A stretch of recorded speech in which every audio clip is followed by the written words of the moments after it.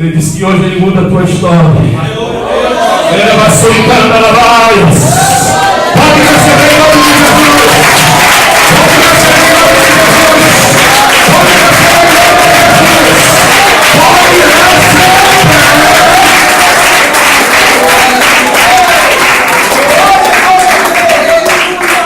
Eu quero chamar uma pessoa do Senhor para me dizer que tem um familiar teu. Ele está na mira do cão. Diga, queima ele.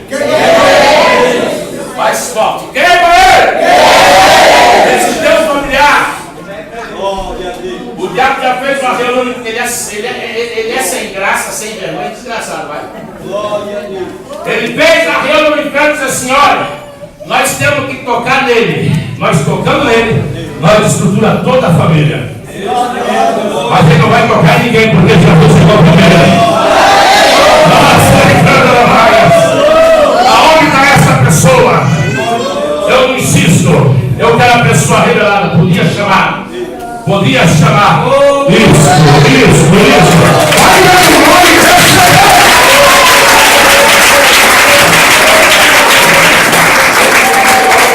Glorifica o meu Deus.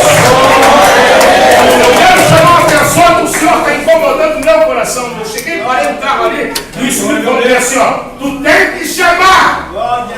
Aí eu disse: não, Jesus, só essa obra, depois o Senhor sabe. Eu falei: não, tu chama, eu vou chamar.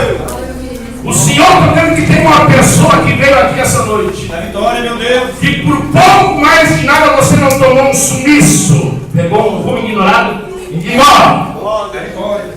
É tudo projeto do diabo, mas não pode fazer isso não. E quem tem que sair da tua vida é o cão.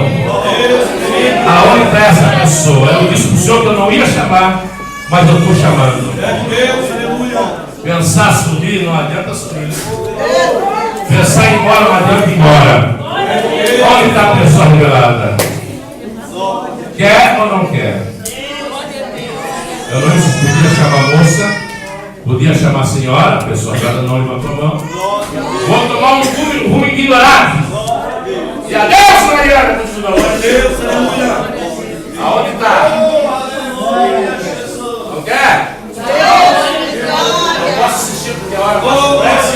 Eu tenho mais revelação de Deus, minha querida.